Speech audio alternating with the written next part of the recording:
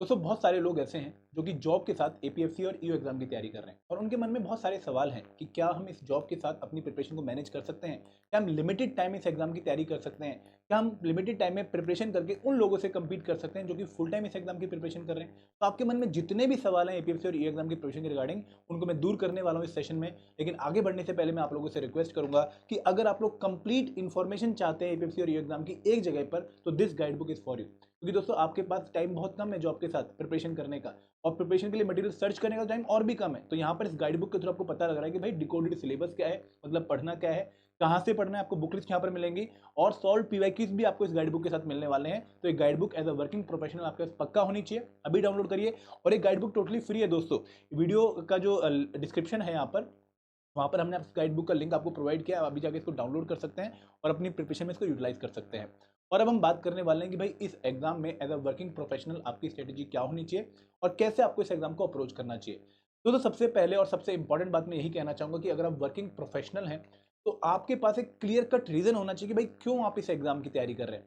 देखिए, अगर आप विदाउट रीजन इस एग्जाम की प्रिपरेशन करेंगे ना, तो आपको बाद में मोटिवेशन नहीं मिलने वाली और ना ही आप कंसिस्टेंसी इंश्योर कर पाओगे। तो दोनों ही चीजें, मोटिवेशन लेकर आने के लिए प्रिपरेशन में और कंसिस्टेंसी इंश्योर करने के लिए आपको ये पता होना बहुत जरूरी है कि भाई क्यों आप इस एग्जाम की तैयारी कर रहे हो। क्या आप अपने बॉस की जो है डांट से परेशान हो, क्या आप अपनी सैलरी से परेशान हो, क्या आपको लगता है कि भाई मैं अपनी लाइफ में बहुत कुछ अचीव करने के लिए बना हूं और जो करंट जॉब में कर रहा हूं वो मेरे लिए इनफ नहीं है। तो क्या रीजन है जिसकी वजह से आप एपीएफसी और ईओ एग्जाम की प्रिपरेशन करने के बारे में सोच रहे हो। तो उससे रीजन आपके पास लिखा होना चाहिए और बहुत स्ट्रॉन्ग रीजन होना चाहिए, क्योंकि आपको अगले 4-5 महीने से एग्जाम की बहुत तगड़ी मेहनत करनी है, बहुत अच्छी प्रिपरेशन आपने करनी है। तो उसके लिए जो मोटिवेशन चाहिए, कंसिस्टेंसी चाहिए, वो तभी आएगी जब आपका रीजन बहुत स्ट्रांग है कि भाई इस वजह से मैं इस एग्जाम की तैयारी कर रहा हूं और अगर मैंने इस एग्जाम की तैयारी अच्छी नहीं करी तो मेरा ये लॉस होने वाला है। अगर ये आपको क्लैरिटी है तो दोस्तों आप फिर इस एग्जाम की प्रिपरेशन बहुत अच्छी करेंगे और आप बहुत थका होने के बावजूद, जिस दिन आप बहुत थक कर आए ना, उस दिन भी आप प्रिपरेशन करने के बारे में सोचेंगे। क्योंकि दोस्तों जॉब में सबसे बड़ी दिक्कत यही आती है कि शाम तक आते आते हमारी एनर्जी एकदम डाउन हो जाती है और जो पढ़ने की इंटेंसिटी या पढ़ने की जो मोटिवेशन हमारी मॉर्निंग में होती है ना, वो इवनिंग में नहीं होती है। तो आप लोगों को प्लीज़ एक बार थोड़ा सा दिमाग पे जोर डाल के, थोड़ा दिल पे जोर डाल के ये फैक्टर डिसाइड करना है कि भाई क्यों मैं इस एग्जाम की तैयारी करना चाहता हूँ। कुछ कारण होते ही हमेशा से, मैंने बताया आपको कि भाई क्या मैं किसी बॉस की फिल्म एंड फैंसीज में जो है जॉब कर रहा हूँ, बॉस का मूड ठीक मेरा मूड ठीक, बॉस का मूड खराब मेरा मूड खराब। तो ये क्या रीजन है आप प्लीज नोट डाउन कर लीजिए और उसको एक स्ट्रॉन्ग मोटिवेशन की फॉर्म में तब्दील कर लीजिए। दोस्तों एक और इशू क्या आता है कि हम हमेशा ये सोचते हैं एज अ वर्किंग प्रोफेशनल कि भाई हमारे पास टाइम बहुत कम है, खासकर उन बच्चों के कंपैरिजन में जो कि फुल टाइम प्रिपरेशन कर रहे हैं। और बिल्कुल सही बात भी है कि भाई आप मैक्सिमम कितना एक दिन में प्रिपेयर कर सकते हैं, हार्डली आप 5 घंटा मैक्सिमम दे सकते हैं। उससे ज़्यादा टाइम देना आपके लिए बहुत मुश्किल हो जाता है, क्योंकि 9 घंटे की जॉब के बाद, अपने डेली के काम करने के बाद, फैमिली को टाइम देने के बाद, अपने लिए थोड़ा टाइम निकालने के बाद हम मैक्सिमम 5 घंटे निकाल पाते हैं प्रिपरेशन के लिए। तो आपके पास लिमिटेड टाइम जरूर है, बट दोस्तों अभी टाइम है कि आप सिलेबस को कंप्लीट कर पाओ और इस एग्जाम की अच्छे से प्रैक्टिस कर पाओ। क्यों टाइम है? क्योंकि अभी नोटिफिकेशन आई नहीं है, और अगर आप नोटिफिकेशन की वेट कर रहे हैं प्रिपरेशन करने के लिए, फिर आपके पास जो टाइम है थोड़ा शायद कम हो जाएगा। बट अभी फिलहाल आपके पास टाइम ठीक ठाक है। अगले 5-6 महीने में आप इस एग्जाम की काफ़ी क्वालिटी प्रिपरेशन कर सकते हैं और इस पर्टिकुलर टाइम को आपको अच्छे से यूटिलाइज करना है। दोस्तों अपने मन में शंका बिल्कुल भी मत लेकर आइएगा कि अगर मैं 4 घंटे डेली पढ़ता हूँ और 6 महीने तैयारी करता हूँ तो क्या मेरा सिलेक्शन होगा, क्या ये इनफ है? बिल्कुल इनफ है, it is more than enough. अगर आप 4 घंटे 6 महीने तैयारी करते हैं, पास्ट में भी ऐसे बहुत सारे बच्चे हैं। लास्ट टाइम अंकित कुमार थे जिनका रैंक शायद 151 है, पता नहीं 121 है। उन्होंने विद 10 आवर जॉब इस एग्जाम को जो है क्वालिफाई किया है। तो अगर वो कर सकते हो तो आप भी कर सकते हैं। बट एक ही इशू है, कंसिस्टेंसी, जो अगर आपने मेंटेन कर ली तो आपकी तैयारी बहुत अच्छी होने वाली है। एंड दोस्तों बीइंग अ वर्किंग प्रोफेशनल आपको एक स्मार्ट स्ट्रेटेजी फॉलो करनी चाहिए। स्मार्ट स्ट्रेटेजी क्या है कि आपको बहुत हाई फाई टारगेट नहीं रखने अपनी प्रिपरेशन के। आपको पहले तो क्लियरली डिफाइन करना है कि भाई मुझे इतना पढ़ना है। ये क्लैरिटी होनी बहुत जरूरी है, क्योंकि आप सब कुछ नहीं पढ़ सकते, आप बहुत सारी बुक्स भी नहीं पढ़ सकते। तो आपके पास क्या क्लैरिटी होनी चाहिए कि मुझे कितना पढ़ना है। आपको स्पेसिफिक टारगेट अपने डे के और पूरे कंपोनेंट के पता होने चाहिए, भाई इस कंपोनेंट में मैं ये टॉपिक कवर करूंगा एग्जाम के लिए, एग्जाम की रिक्वायरमेंट ये है। और आपको ये भी क्लैरिटी से पता होना चाहिए कि भाई मैं कहां से प्रिपेयर करूंगा, क्योंकि अगेन आप मल्टीपल सोर्स प्रिपेयर करने नहीं जाओगे हर एक कंपोनेंट के। आपको तो ये करना चाहिए कि भाई आप मुझे एक सोर्स बता दो, कौन सा सोर्स फॉलो करना है और मैं वो सोर्स फॉलो करूंगा। क्योंकि मैं इतना ही टाइम रखता हूं कि मैं एक ही सोर्स को अच्छे से बार बार कवर कर सकता हूं, मेरे पास ज्यादा टाइम नहीं है। तो आपके पास specific target number 1, second specific source आपके पास होने चाहिए। उसके बाद आप लोगों को मेजरेबल टारगेट रखने हैं। दोस्तों ऐसी प्रिपरेशन करनी है जहां पर आप मेजर कर पाओ कि भाई मैं एग्जाम की प्रिपरेशन में कितने परसेंट आगे बढ़ चुका हूं। हर एक महीने बाद। फॉर एग्जांपल आज आपने प्रिपरेशन स्टार्ट करी, आपकी कितनी प्रिपरेशन है 0%। आपने देखा कि भाई एक महीने बाद मैंने कितनी प्रिपरेशन कर ली 12%, अगले एक महीने बाद कितनी प्रिपरेशन कर ली 30%। तो आप ऐसे टारगेट रखें जिनको आप मेजर कर पाए और उसको एग्जाम की प्रिपरेशन में जो है चेक भी कर पाए कि मैं किस स्टेज पे खड़ा हूं। तो ऐसे टारगेट बनाइए जो कि अटेनेबल है, जिनको आप अचीव कर पाए। ठीक है, बीइंग अ वर्किंग प्रोफेशनल हम कई बार क्या करते हैं कि हम बहुत हाई फाई प्लान बना लेते हैं कि भाई हमें करना है, बहुत मेहनत करने के लिए रेडी हैं, बट धीरे धीरे जब हम चीज़ों को इंप्लीमेंट करना शुरू करते हैं हम पाते हैं कि भाई ये टारगेट तो हमने बहुत ज़्यादा जो है अनप्रैक्टिकल रख लिए, ये तो पूरे ही नहीं होंगे 2 घंटे के टारगेट में, 3 घंटे के टारगेट में। तो हमेशा छोटे छोटे टारगेट बनाइए और उनको लिमिटेड टाइम में कवर करने की कोशिश करिए, और एक रियलिस्टिक जो अप्रोच है वो आपने फॉलो करनी है। आपको हाई प्रोफाइल या फिर एक वेग अप्रोच फॉलो नहीं करनी है। एंड दोस्तों, हमेशा as a working professional relevant चीज़ें पढ़िए, ये बहुत इंपॉर्टेंट है। आप लोगों के आप लोगों के पास ज़्यादा टाइम नहीं है, आप लोग गलती करके गलती ठीक करने का टाइम भी अपने पास नहीं रखते हैं, तो आपके पास गलती की गुंजाइश करने का टाइम भी नहीं है। तो आपको कहीं ना कहीं अपनी प्रिपरेशन को बहुत ही रेलिवेंट जो है मटेरियल पर डिवोट करना पड़ेगा, ताकि आप उससे अच्छी आउटपुट ले पाओ। And last but not the least, आपको टाइम बाउंड प्रिपरेशन करनी पड़ेगी। दोस्तों देखो, नो डाउट आपके लिए चीज़ें थोड़ी डिफिकल्ट जरूर हैं बट डुएबल हैं। और यहाँ पर आपने बहुत लंबे नहीं गेम लंबे के बारे में सोचना कि भाई मुझे तो 6 महीने में ये कर लेना, नहीं।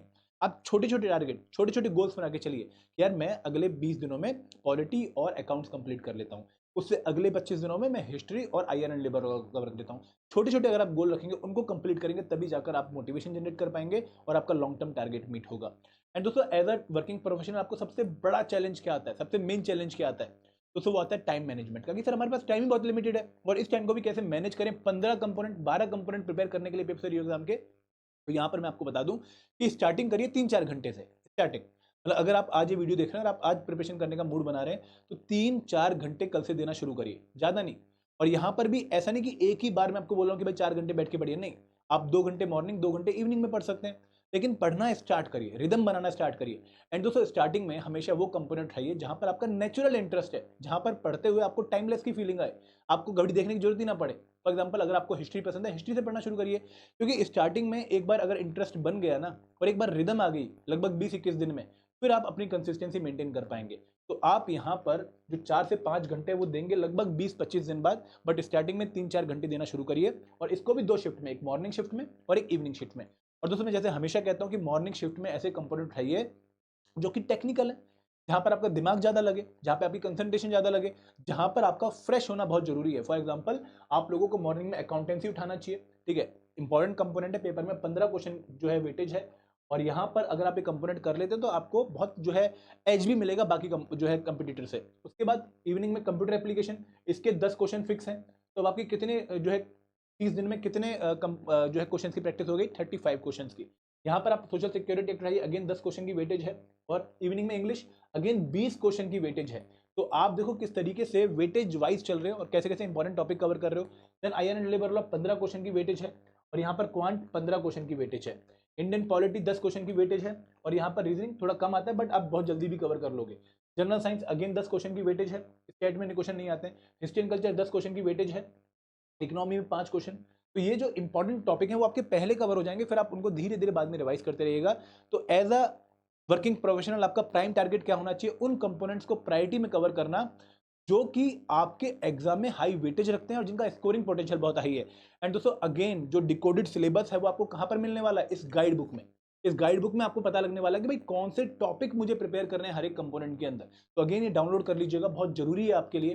और यहाँ पर लगभग 150 दिन मेरे हिसाब से आपको लगेंगे एक बार सिलेबस को गो थ्रू करने में, और ये टाइम मोर देन इनफ है इस एग्जाम की प्रिपरेशन का, अगर आप 4 घंटे डेली डिवोट करते हैं।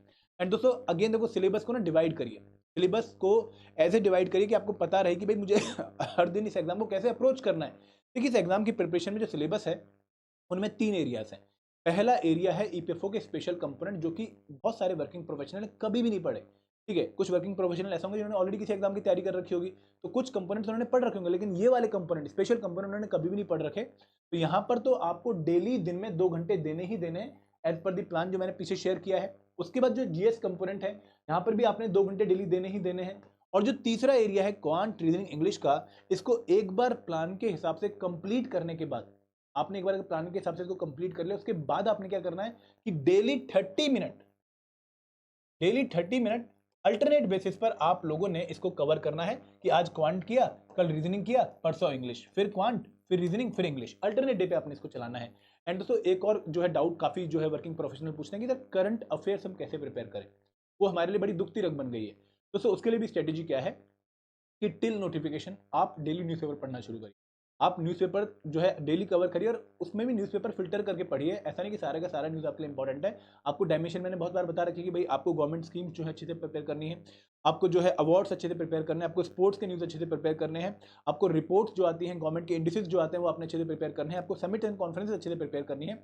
इन डायमेंशन को बार बार कवर करिए फ्रॉम द न्यूज़पेपर। और जैसे ही नोटिफिकेशन आती है 6 महीने की करंट अफेयर, मतलब अगर जो है एग्जाम जुलाई में है तो जनवरी उनके करंट अफेयर आप लोगों को प्रिपेयर कर रहे हैं। और अगेन वो करंट अफेयर मैं आपको यही सलाह दूंगा कि आप ड्यूरिंग जॉब किसी वीडियो के थ्रू, ठीक है, लंच टाइम में वीडियो देख लीजिए, या फिर आप उन मैगजीन्स के छोटे छोटे जो फर्रे बना लीजिए, छोटे छोटे नोट्स बना लीजिए, इनको आप चलते फिरते टाइम पे रिवाइज करिए। दोस्तों ये करंट अफेयर के लिए आपको डेडिकेटेड टाइम नहीं मिलने वाला है, क्योंकि ऑलरेडी आप 4-5 घंटे प्रिपरेशन में लगा रहे हैं।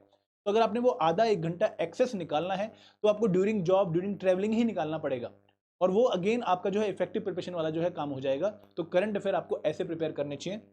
आगे बढ़ते हैं। एंड दोस्तों एक और चैलेंज जो आता है काफी बच्चों को वो आता है कंसिस्टेंसी का, और ये बहुत बड़ा चैलेंज है, क्योंकि एक बार तो आप एक हफ्ते के लिए बहुत मेहनत से पढ़ लेते हैं, फिर ऑफिस में कोई पार्टी आ जाती है, फिर ऑफिस में बॉस डांट देता है, या फिर ऑफिस में एक्स्ट्रा काम आ जाता है और वो कंसिस्टेंसी ब्रेक हो जाती है। बट मैं आपसे यही जो है रिक्वेस्ट करूंगा कि आप लोग अपने टेबल पर या फिर अपने मोबाइल फोन पर ये वॉलपेपर पक्का लगा दीजिए कि भाई क्यों आप इस एग्जाम की तैयारी कर रहे हैं। ये वाई आपके माइंड में बहुत क्लियर होना चाहिए, क्योंकि ये आपको मोटिवेट करेगा उन दिनों में भी जहां पर आपके लिए पढ़ने की बिल्कुल एनर्जी नहीं है, जहां पर आप बिल्कुल डाउन बैठे हैं, जहां पर आप बिल्कुल जो है खत्म बैठे हैं, या फिर आप कुछ ऐसी चीज करने जा रहे हैं जो कि आप नहीं करेंगे, कंप्रोमाइज कर देंगे तो शायद आपकी प्रिपरेशन बेटर हो जाएगी। फॉर एग्जाम्पल आप पार्टी में जा रहे हैं, जो कि जरूरी नहीं है इतनी, अगर आप 1-2 पार्टी कंप्रोमाइज भी कर देंगे तो शायद बाद में आप ईओ की सिलेक्शन एक बड़ी पार्टी कर पाएंगे। प्लस आप यहाँ पर कभी भी किसी और से कंपैरिजन मत करिए, फुल टाइम वाले से कंपैरिजन मत करिए। आपके मन में ये वाली फीलिंग नहीं आनी चाहिए कि यार मैं पढ़ के कर भी क्या लूंगा, क्या हो जाएगा, उन लोगों से कंपीट थोड़ी कर पाऊंगा जो फुल टाइम तैयारी कर रहे हैं। ऐसी फीलिंग आपके माइंड में नहीं आनी चाहिए।